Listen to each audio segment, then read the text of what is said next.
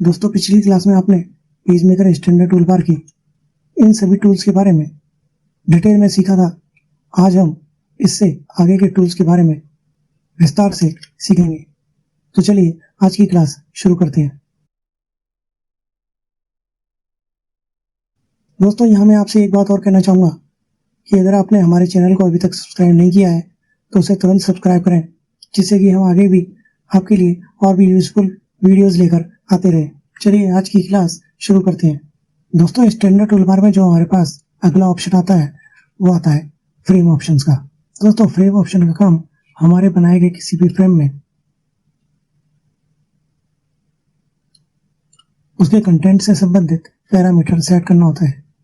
जैसे कि मान लीजिए मैंने यहाँ कुछ टेक्स्ट कॉपी किया और अपने फ्रेम में पेस्ट किया, तो आप देखेंगे कि इसका alignment top to bottom centre है। अगर इसे मुझे टॉप में करना है तो आप फ्रेम ऑप्शन पर क्लिक करेंगे और अपने वर्टिकल अलाइनमेंट को टॉप कर देंगे। जो आप इसे ओके करेंगे तो आप देखेंगे कि आपका जो अलाइनमेंट है वो टेक्स्ट का टॉप में हो गया है। दोस्तों इसके अलावा अगर हमें अपने टेक्स्ट को इस फ्रेम में से बाहर निकालना है तो हम कंट्रोल F प्रेस करेंगे। कंट्रोल F प्रेस करते ही हमारा टेक्स्ट इस टेक्स्ट फ्रेम से एक्सट्रैक्ट हो जाएगा। इसके अलावा हमारे टेक्स्ट बॉक्स को वापस टेक्स्ट फ्रेम में प्लेस करने के लिए हम कंट्रोल F प्रेस करके भी दोबारा इसे फ्रेम में प्लेस करा सकते हैं। दोस्तों इसके अलावा किसी फाइल से टेक्स्ट फ्रेम के अंदर अपने मैटर को लाने के लिए हम टेक्स्ट फ्रेम को सिलेक्ट करके प्लेस के आइकन पर क्लिक करेंगे।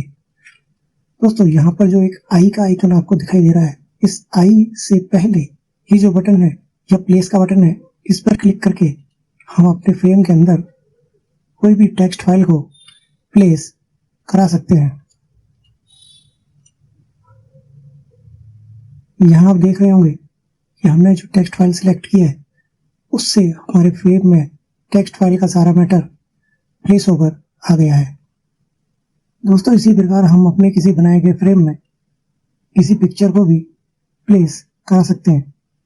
जैसे कि मैंने इस टेक्स्ट फ्रेम को सिलेक्ट किया और प्लेस के आइकन पर क्लिक किया, उसके बाद लोकेशन से फाइल को सिलेक्ट किया और ओके किया, तो आप देखेंगे कि हमारी जो इमेज है वो हमारे फ्रेम के अंदर प्लेस हो चुकी है। दोस्तों इसी प्रकार हम अपने किसी फ्रेम में किसी फोटो को पेज से भी इंसर्ट कर सकते हैं। जैसे कि मैंने यहाँ एक फोटो कॉपी पेस्ट की है, उसके बाद इसे इस फ्रेम में मुझे प्लेस कराना है तो मैं दोनों को सिलेक्ट करूंगा और कंट्रोल F प्रेस करूंगा, तो हमारी जो इमेज है वो हमारे फ्रेम के अंदर प्लेस हो जाएगी। दोस्तों इस इमेज को इस फ्रेम में प्लेस कराने से पहले मैं इस फ्रेम के पहले ऑप्शन को आपको समझाता हूँ। जैसे हम फ्रेम ऑप्शन में पहले ऑप्शन पर क्लिक करेंगे तो इसका मतलब है click content to fit frame, यानी कि हमारा जो कंटेंट है वो फ्रेम के अंदर फिट हो जाए, लेकिन हमारा जो कंटेंट है उसकी साइज नहीं बदलेगी। जैसे ही हम आप इसे ओके करेंगे और फिर उसके बाद कंट्रोल F प्रेस करेंगे तो आप देखेंगे कि इमेज जो है फ्रेम के अंदर प्लेस तो हो गई है, लेकिन उसकी साइज वैसी की वैसी है और वह फ्रेम ऑप्शन के द्वारा टॉप और लेफ्ट बाउंड्री से टच होकर प्लेस हो गई है।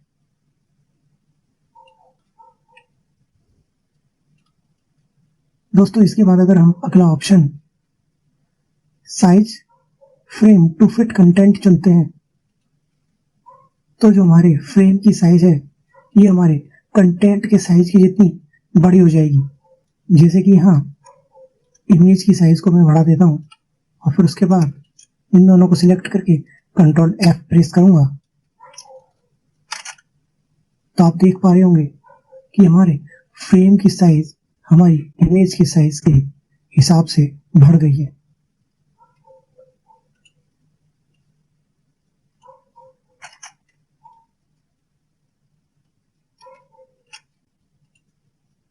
दोस्तों इसके बाद जो हमारे पास तीसरा ऑप्शन आता है वो आता है scale content to fit frame और मेंटेन एस्पेक्ट रेशो।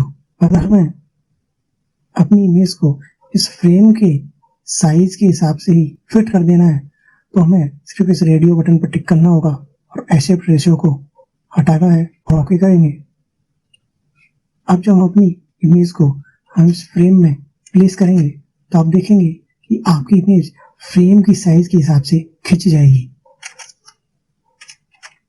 लेकिन जब आप फ्रेम ऑप्शन पे मेंटेन एस्पेक्ट रेशियो पर क्लिक करेंगे और ओके करेंगे तो आपकी जो इमेज है उसकी साइज का रेशियो बना रहेगा और वो फ्रेम के अंदर अपने ओरिजिनल रेशियो के साथ रीसाइज होगी और उसमें फिट हो जाएगी। जैसा कि आप देख रहे हैं इमेज की शेप बिल्कुल भी नहीं बिगड़ी है और वह इस फ्रेम के अंदर फिट हो गई है।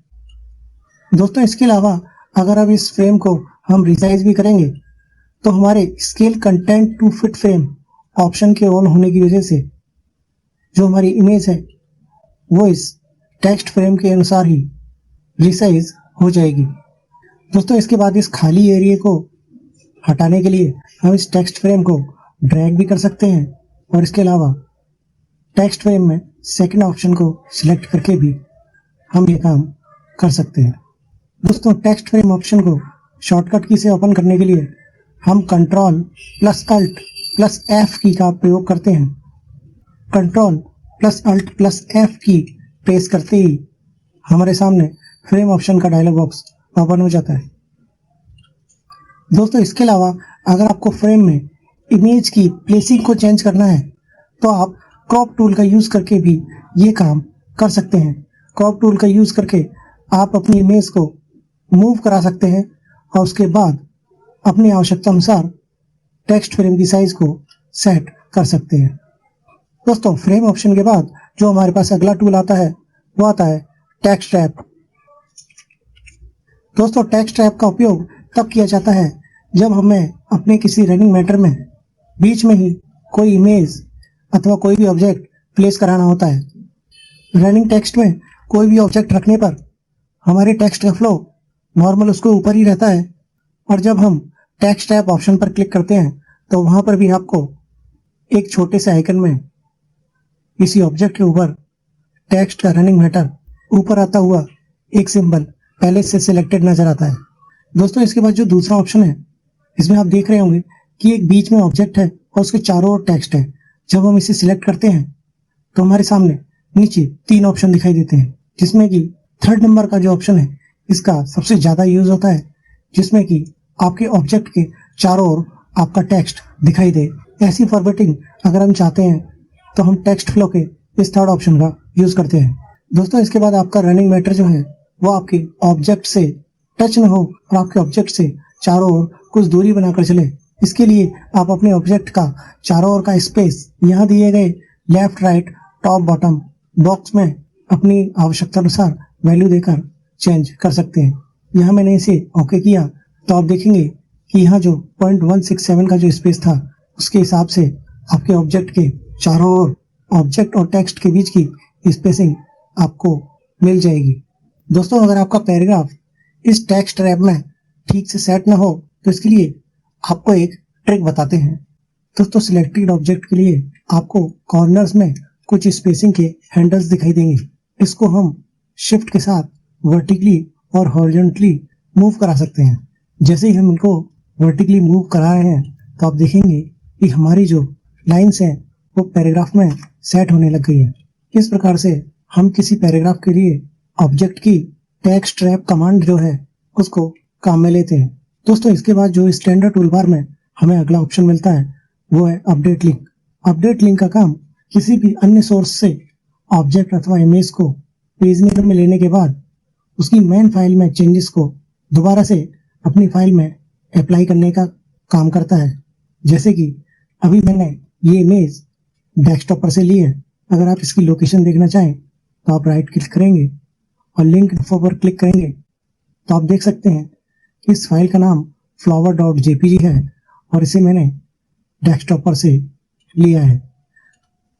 अब इस लोकेशन पर इस फाइल में अगर कोई भी चेंजेस होगा तो उसे अपडेट लिंक पर क्लिक करने के बाद वो हमारी इस मेन फाइल में अप्लाई हो जाएगा। जैसे कि अभी मैं इसका कलर जो है वो इसकी मेन फाइल से चेंज करता हूँ।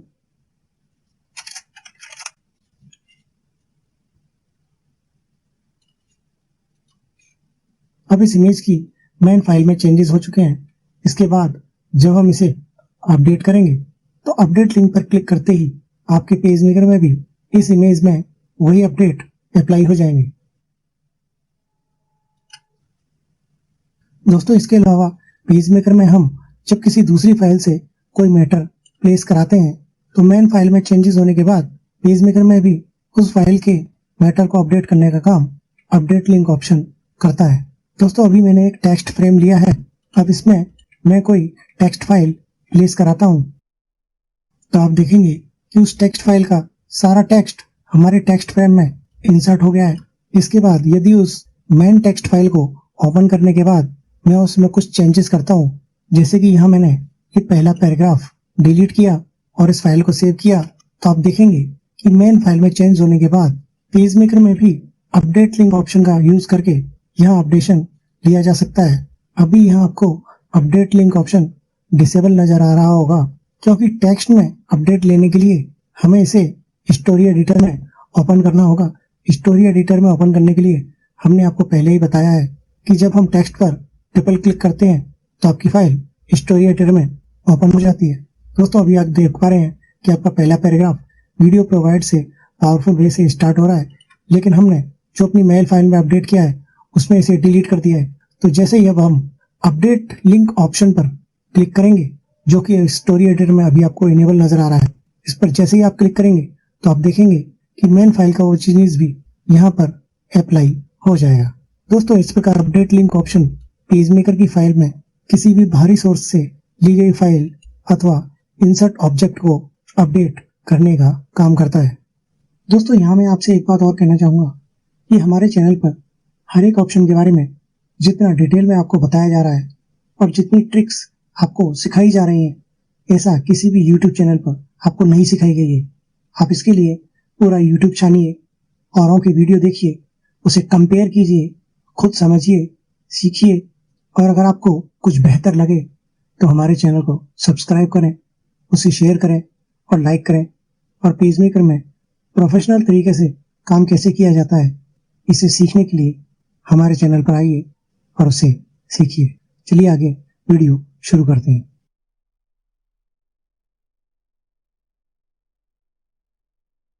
दोस्तों इसके बाद स्टैंडर्ड टूल बार में जो अगला ऑप्शन आता है वो आता है पिक्चर पैलेट। पिक्चर पैलेट का यूज आपकी एडोब लाइब्रेरी की विभिन्न कैटेगरी की क्लिप को पेज मेकर में इंसर्ट कराने के लिए किया जाता है। दोस्तों जब विंडोज 95, 98 चलती थी तब उस समय पेज मेकर के साथ इसका एक अलग से फोल्डर मिलता था, लेकिन बाद में एडोब ने पेज मेकर में सपोर्ट देना बंद कर दिया। उसके बाद से हमें ये लाइब्रेरी नहीं मिलती है। दोस्तों क्योंकि मेरे पास वो लाइब्रेरी नहीं है इसलिए मेरे पेज मेकर में भी ये क्लिप आर्ट इंसर्ट नहीं होगी। दोस्तों इस एडोब लाइब्रेरी के अलावा अगर हमारे पास अलग से और कोई क्लिप आर्ट पड़ी है तो हम अपनी किसी भी लोकेशन से कोई इमेज या क्लिप आर्ट लेकर यहाँ पर इंसर्ट करा सकते हैं। दोस्तों इसके बाद जो अगला ऑप्शन आता है वो आता है प्लेस का। प्लेस की शॉर्टकट की है कंट्रोल+D। कंट्रोल D प्रेस करके अथवा प्लेस के आइकन पर क्लिक करके हम अपने पेज मेकर में किसी डॉक्यूमेंट, फाइल अथवा इमेज को प्लेस करा सकते हैं। इसके बारे में हमने आपको पहले ही सिखा दिया है। प्लेस के बाद अब जो ऑप्शन आता है वो आपके पास आता है फोटोशॉप। फोटोशॉप के इस आइकन पर क्लिक करके आप अपनी किसी फाइल को फोटोशॉप में ओपन कर सकते हैं और उसे एडिट करके वापस पेज मेकर में प्लेस कर सकते हैं। दोस्तों स्टैंडर्ड टूल बार में जो अगला ऑप्शन आता है वो आता है एक्सपोर्ट HTML। एक्सपोर्ट HTML पर क्लिक करके आप अपनी फाइल को HTML फॉर्मेट में एक्सपोर्ट करा सकते हैं। आप देख रहे होंगे कि यहाँ पेज 1 सिलेक्टेड है जो कि हमारा करंट पेज है। इसे हम एडिट करना चाहें तो एडिट भी कर सकते हैं और पेज भी HTML फॉर्मेट के लिए ऐड भी करा सकते हैं और इसके अलावा अगर हम इन्हें हटाना चाहें तो इन्हें हटा भी सकते हैं। तो जो भी पेज हमने ऐड कराया है उस पेज की HTML फाइल हमें डॉक्यूमेंट्स की लोकेशन पर मिल जाएगी। जैसे ही हम एक्सपोर्ट HTML पर क्लिक करेंगे हमारी फाइल उस लोकेशन पर एक्सपोर्ट हो जाएगी। हमारी फाइल HTML में एक्सपोर्ट हो चुकी है जैसा कि आप अभी ब्राउजर में देख रहे होंगे। दोस्तों एक्सपोर्ट HTML के बाद जो आपके पास ऑप्शन आता है वो आता है एक्सपोर्ट एडोब PDF। दोस्तों एक्सपोर्ट एडोब PDF आइकन पर क्लिक करके आप अपनी पूरी पेज मेकर की फाइल को अथवा अपने सिलेक्टेड पेजेस को PDF में एक्सपोर्ट करा सकते हैं। दोस्तों इसके बाद जो ऑप्शन है वो है जूम इन। जूम इन का ऑप्शन आपके पेज को जूम करने के काम आता है। इसकी शॉर्टकट की है कंट्रोल प्लस और कंट्रोल माइनस से आपका पेज जूम आउट होता है, जैसा कि आप आगे वाले बटन से भी कर सकते हैं। दोस्तों जूम इन और जूम आउट के बाद जो अगला ऑप्शन है वो है एक्चुअल साइज, यानी कि आपकी फाइल प्रिंट होने के बाद पेपर पर किस साइज में नजर आएगी उसे आप एक्चुअल साइज के इस बटन पर क्लिक करके देख सकते हैं। फाइल को एक्चुअल प्रिंटेबल साइज में देखने की आपकी शॉर्टकट की होती है Ctrl+1। दोस्तों इसके बाद जो अगला ऑप्शन आता है वो आता है fit in window. Fit in window पर क्लिक करके आप पेज मेकर विंडो में अपने पूरे पेज को एक बार में देख सकते हैं। और पेज को फिट इन विंडो करने के लिए इसकी शॉर्टकट की है Ctrl+0। दोस्तों इसके बाद लास्ट में जो आपका एक ऑप्शन बचता है वो है हेल्प का। हेल्प पर क्लिक करके आप पेज मेकर से संबंधित किसी क्वेरी को इंडेक्स से या फिर सर्च में टाइप करके देख सकते हैं। पेज मेकर के किसी ऑप्शन के बारे में जानकारी ले सकते हैं। दोस्तों पेज मेकर का ये स्टैंडर्ड टूल बार आपका पूरा कंप्लीट हो चुका है। अब इसके बाद हम मेन्यू बार्स पर आएंगे और पेज मेकर के हर एक मेन्यू बार्स के बारे में सीखेंगे। दोस्तों उम्मीद करता हूँ कि स्टैंडर्ड टूल बार के हर एक बटन के बारे में आपको बहुत अच्छी तरह से समझ में आया होगा।